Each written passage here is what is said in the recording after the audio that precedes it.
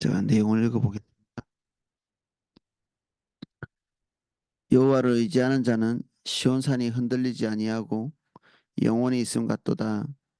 산들이 예루살렘을 두름같이 여호와께서 그의 백성을 지금부터 영원까지 두르리로다. 악인의 규가 의인들의 땅에서는 그 권세를 누리지 못하리니 이는 의인들로 하여금 죄악에 손대지 아니하게 함이로다. 여호와여, 선한 자들과 마음이 정직한 자들에게 선대하소서. 자기의 굽은 길로 치우치는 자들은 여호와께서 죄를 범하는 자들과 함께 다니게 하시리로다. 이스라엘에게는 평강이 있을지어다. 아멘. 1절입니다. 여호와를 의지하는 자는 시온산이 흔들리지 아니하고 영원히 있음 같도다. 시온산, 산을 뭔가 요동치 않는 것과 비유하는 것은 어, 자연스러운 일이죠. 산, 요동치 않는 것을 표현할 때 그것보다 더 좋은 표현이 없는데 특별히 여기에 시온산 이래서 특정한 이름을 붙여놨죠. 일반적인 산은 견고함 이런 것들을 나타내겠지만 시온산이라고 이름이 특별히 붙여졌다는 것은 하나님께서 특정히 지정하시고 특별히 보호하시고 다른 어떤 외부적인 요소 때문에 견고한 것이 아니라 하나님의 보호, 하나님의 은혜 때문에 아, 견고히 지켜지는 그런 것들을 얘기하는 거죠. 여호와를 의지하는 자가 그렇다는 얘기입니다. 여호와를 의지하는 자, 이게 이제 어, 우리가 쉽게 오해할 수 있는 부분이죠. 내가 여호와를 의지합니다. 이렇게 얘기할 수 있습니다. 나야말로 여호와를 의지하지. 아침 저녁으로. 그리고 힘들거나 어려운 거나 하나님 앞에 늘 의뢰하니까 나는 여호와를 의지하는 자. 그렇게 생각하고 실제로 그렇다면 감사한 일인데 제가 볼 때는 굉장히 많은 사람들이 여호와를 의지하는 자라기보다는 여호와를 이용하는 자이거든요. 그리고 여호와를 의지하는 자가 일부분 있고 여호와를 이용하는 자와 여호와를 의지하는 자 두 갈래로 나눠지는데 뭘로 나누어지는가? 여호와를 이용하는 자는 자기 목표가 있는 자입니다. 자기가 상상하고 꿈꾸고 있는 결론이 있는 거죠. 내가 하나님의 백성이고 내가 하나님께 이만큼 했고 정말 하나님이 살아계신다면 정말 하나님이 선하시다면 내가 이렇게 하고 있으니까 요 정도는 해주셔야 되지 않나? 그리고 하나님께서 내 기대를 묵살하지 마시기를 마음의 모든 에너지가 거기에 몰려있는 주님께 기도할 때나 예배할 때나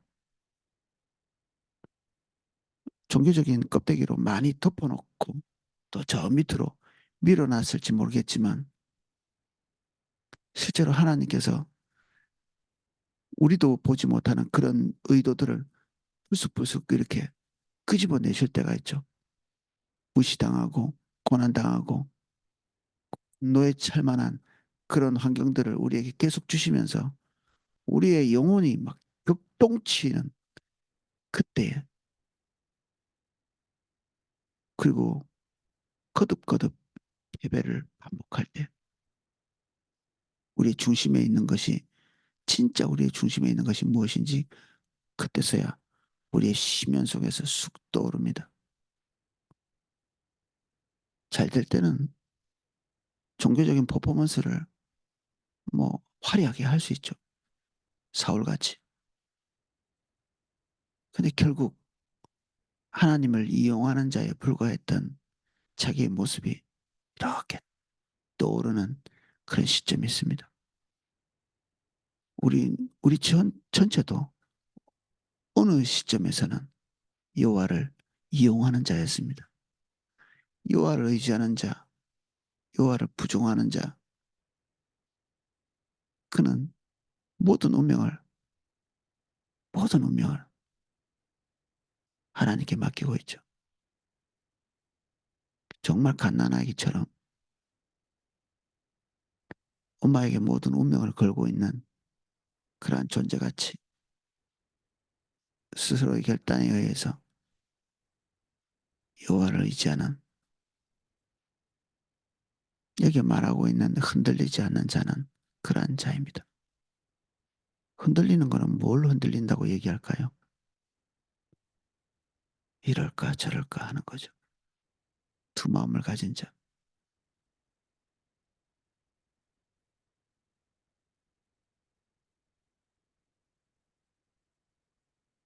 그래서 주의 뜻이 무엇인지를 알기를 원하지만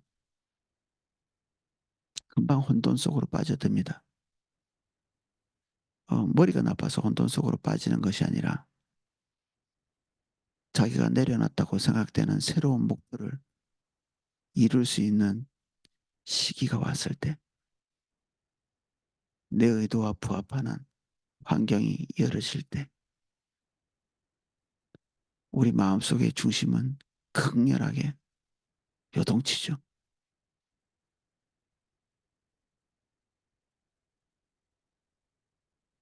그리고 사단은 이런 얘기를 합니다. 이게 마지막이야. 이게 마지막이야.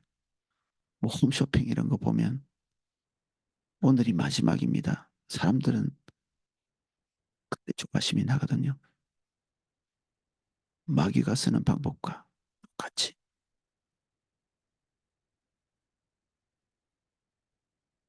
이번 한 번만 눈 감고 다음 단계에서 주님께 순종 2배, 3배 하면 되니까 이번 한 번만 눈 감고 지나가자. 그게 주님 떠나는 첫 발입니다. 다시 적절한 곳에서 스톱하고 다시 돌아오지 못합니다. 그 상태에서 5년 내지는 10년 흘러갑니다. 다시 돌이킬 때까지.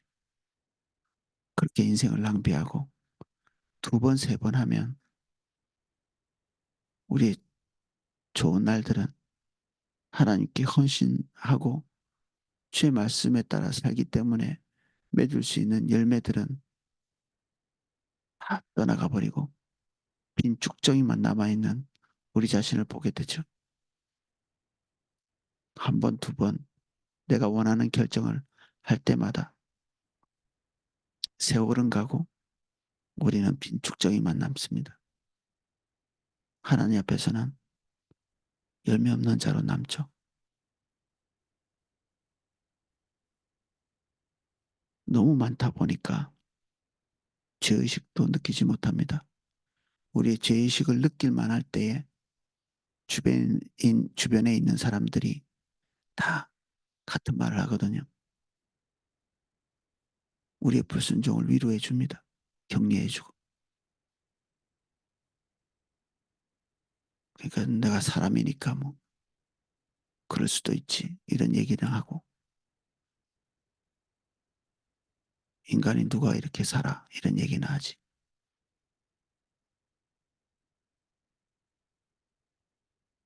근데 아까워해야 될 게 있습니다. 내가 불순종의 길을 선택하는 그 시점부터 다시 돌아오지 않을 5년, 10년, 그리고 5년, 10년 뒤에 끝나면 되는데 불순종은 관성의 법칙처럼 이때까지 해온 대로 결정하기가 쉽습니다. 순종을 했던 사람은 순종하기가 쉽고 불순종하던 사람은 불순종하기가 쉽습니다. 관성이죠. 자기가 하던 대로 하고 싶어 합니다. 범사에 불순종하는 사람은 불순종의 의도를 가지고 선택하고 순종하는 사람은 순종의 의도를 가지고 그 길을 계속하게 되어 있습니다. 작은 것에 충성하는 자가 큰 것에도 충성하지. 예수님의 견해입니다.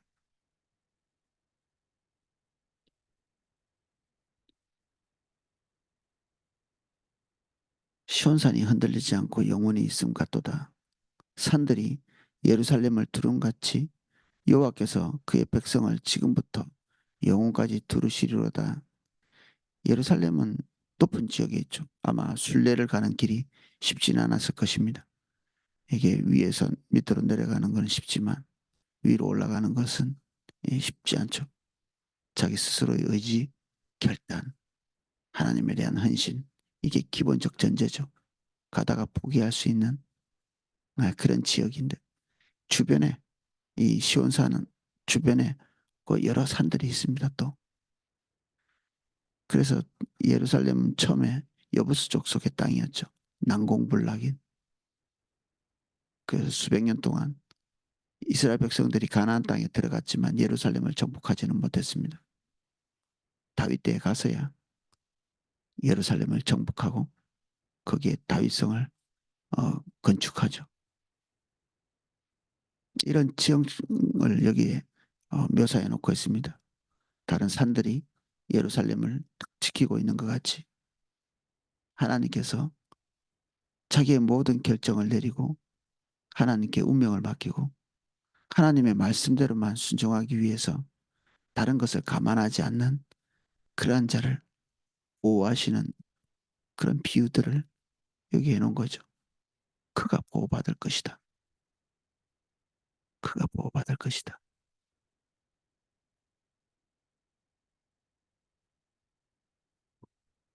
힘들지 모르지만 주님의 인도를 따라가는 자가 하나님의 지지를 획득할 수 있습니다. 악인의 규가 의인들의 땅에서는 그 권세를 누리지 못하리니 이는 의인들로 하여금 죄악에 손을 대지 아니하게 함이로다. 악인들의 규가 이게 통치권, 영향력 뭐 이런 걸로 표현할 수 있습니다. 규는 통치자들이 가지고 있는 이 막대기를 규라고 이렇게 하죠. 동양적 해석입니다. 그냥 이게 규 이런 것들이 권세를 상징하는 상징물 같은 건데 그들의 통치권이 의인의 땅에서는 영향력을 미치지 못할 것이다. 그런데 우리가 이제 어, 직관적으로 생각할 때는 그러면 뭐 하나님을 믿는 사람들이 다 승승장구하는 이런 상황이어야 되는데 이 말은 그렇게 해석하기가 어렵죠. 우리 하나님의 백성들이 성경 안에서만 해도 숱한 핍박들이 있었고 초대교회도 그리고 우리 대한민국에도 곳곳에도 뭐 중국, 북한 뭐 이렇게 우리가 직관적으로 볼 수 있는 그런 지역에서도 하나님의 백성들을 향한 이 악인들의 규가 버젓이 존재하죠.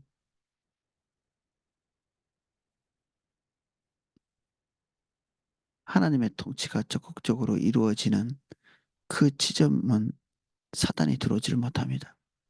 음부의 권세가 이기지 못하는 하나님께서 도장 찍은 시점까지 그리고 그 경계선까지 들어올지 모르지만 주님을 선택하는 자의 그 영역 속에 들어오지 못하죠.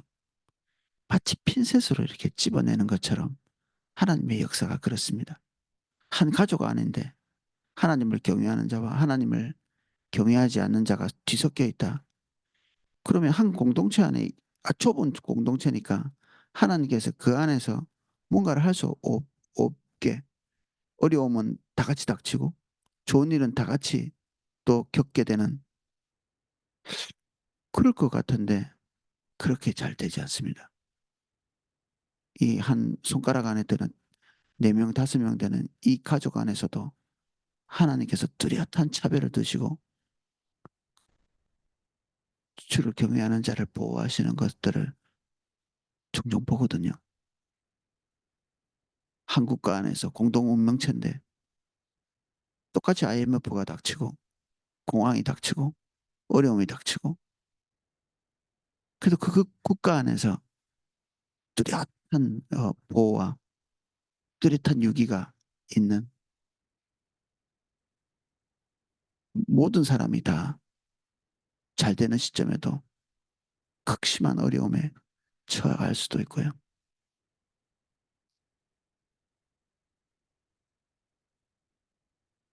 하나님의 그 눈과 손이 무디지 않습니다. 아주 치밀하고 정확히 하나님의 말씀대로 이루어지는, 이스라엘 백성들이 모든 사람들이 다 포로로 끌려갈 때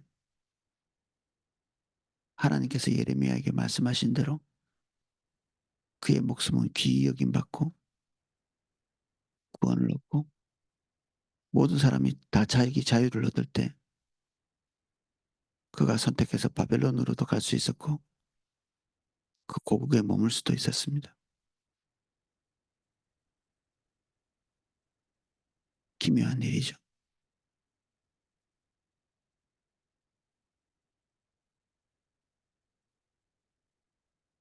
환경이 우리를 다 같이 삼키지 못합니다. 다니엘이 사자굴에 들어갔을 때 하나님께서 결정하신 결과가 일어났습니다. 하나님께서 결정하신 대로 그 이상의 일도 일어나지 않고 하나님이 결정하셨다면 미진한 결과가 나오지도 않습니다. 반드시 하나님께서 말씀하신 딱 그대로의 결과. 그래서 우리는 범사에 감사할 수 있죠. 좋은 일이든 나쁜 일이든 범사에 이 결과가 완전합니다.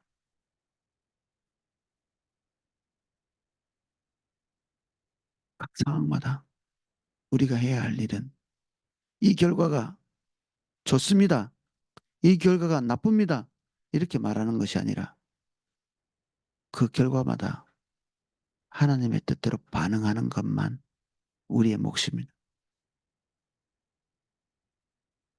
우리의 몫.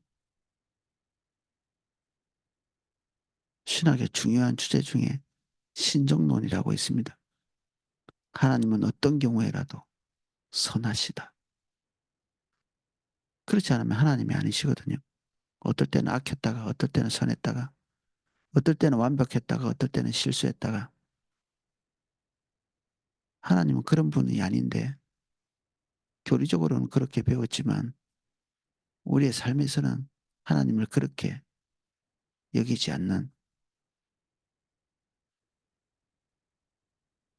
그래서 몹쓸 신학자들은 신정론에 대한 이해가 7가지, 8가지씩 나눠집니다. 자기들이 세상을 볼 때는 하나님께서 실수하는 게 많아 보이거든요. 이런저런 것들을 때로는 두둔하고 때로는 공격하고 이러다 보니까 하나님이 선하시다고 하는 이 단순한 진리들을 수용하고 받아들이기가 어려워집니다.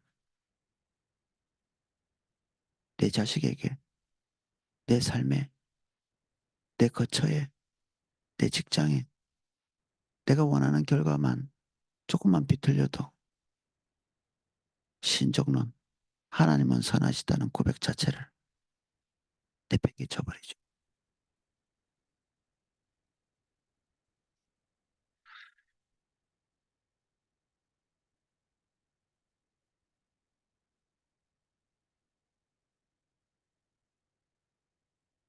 내가 하나님의 뜻을 붙잡고 두 발 걸어가기가 힘들다면 첫 발은 걷습니다. 다들. 첫 발. 첫 발 걸을 때는 아무 결과도 일어나지 않거든요.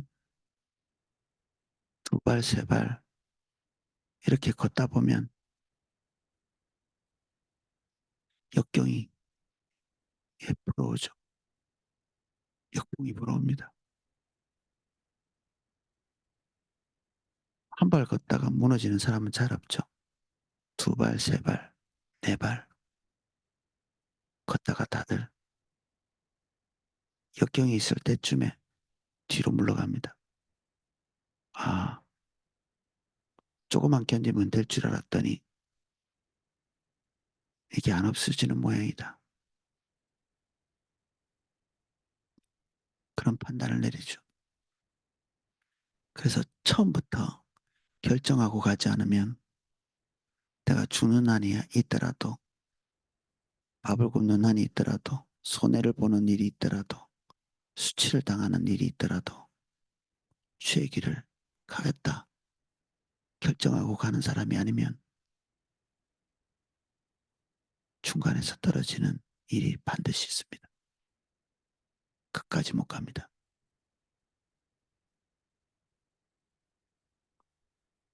여호와여, 선한 자들과 마음이 정직한 자들에게 선대하소서.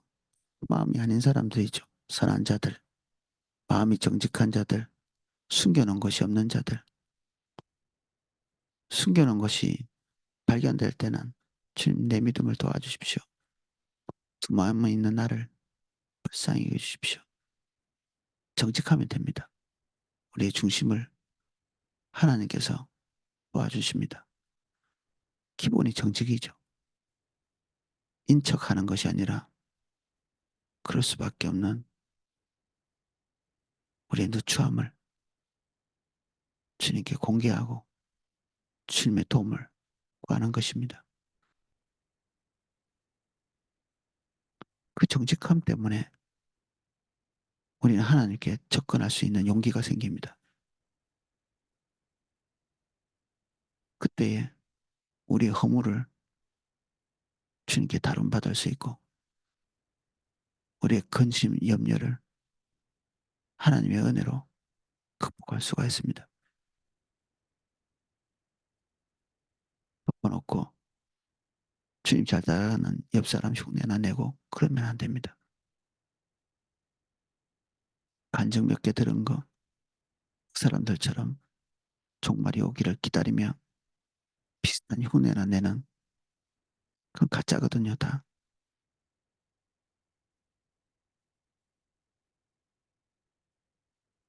자기의 굽은 길로 치우치는 자들은 여호와께서 죄를 범하는 자들과 함께 다니게 하지 아니하리로다. 굽은 길로 치우치는 자, 자기 길로 가는 자들입니다. 굽은 길은 그 로마서에 나오는 빼역하다는 말과 똑같습니다.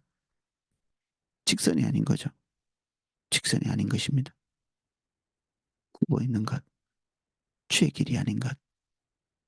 출발은 같은 지점에 했을지 모르지만 중간에 자기의 뜻, 자기 의지, 자기 목표, 자기 기대 이리로 쓱 기울어지는 그들은 의인과 같이 서지 못합니다. 죄인이 의인의 회중에 들지 못한다고 말하고 있는 이 시편 1편의 그런 선언과 같은 거죠. 그래서 범죄자와 그 믿지 않는 사람과 같은 운명에 처하게 됩니다. 분명히 하나님의 사람인데 그 삶에 하나님께서 지지하고 후원하고 또 역사하시고 또 주님이 인정할 만한 그런 일들이 전혀 일어나지 않는 그냥 종교적 습관에 불과한 그런 기독교인들은 사실 이 땅에 사는 삶 전체가 불신자와 다를 바가 하나도 없습니다. 삶의 행태, 삶의 열매, 다 불신자와 전혀 다를 것이 없는 이게 그리스도인으로서 제일 슬픈 일이죠. 차라리 아무렇게나 사는 그런 사람들보다 더 불쌍한 사도 바울은 진짜 우리에게 부활이 없고 내세가 없고 하나님의 지지와 후원이 없다면 우리가 제일 불쌍한 자가 아니냐 믿는 자가 그리고 본인 자신이 그런 얘기까지 하거든요. 극렬한 표현이기도 하지만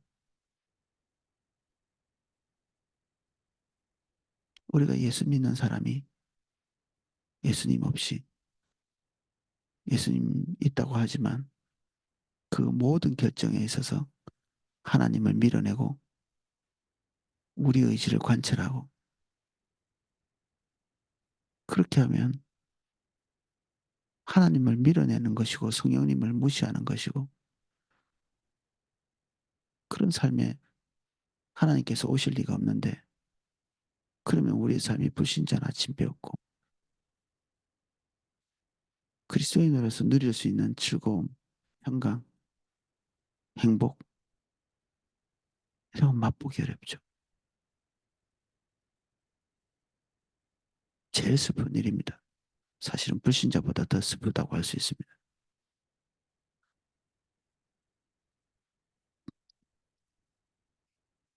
이스라엘에게는 평강이 있을지어다. 평강, 아무 일도 없는 게 아니라 하나님의 강력한 파워와 힘, 권세로 환경을 이겨내는 그리고 그것을 초월해내는 그런 평안을 얘기합니다. 소원 성취, 무사한 일 그런 것과는 전혀 상관없는 이 단어가 샬롬, 평강입니다.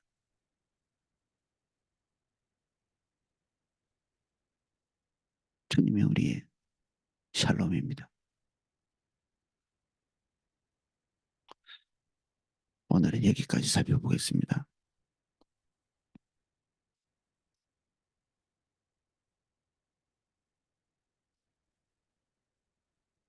주의 말씀은 정미하여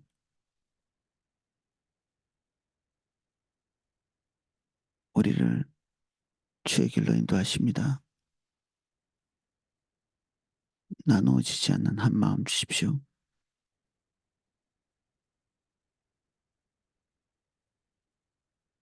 우리가 갈등의 자리에 서 있지 않게 해주십시오. 선명하게 해주십시오. 주의 뜻 붙들게 해주십시오. 예수 그리스도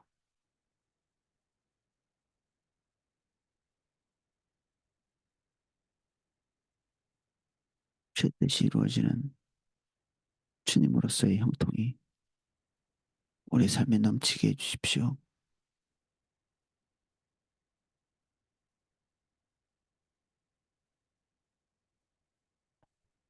감사합니다. 예수님 이름으로 기도하였습니다. 아멘. 예, 제가 각자 기도하실 수 있도록 음악을 방송해 드리겠습니다.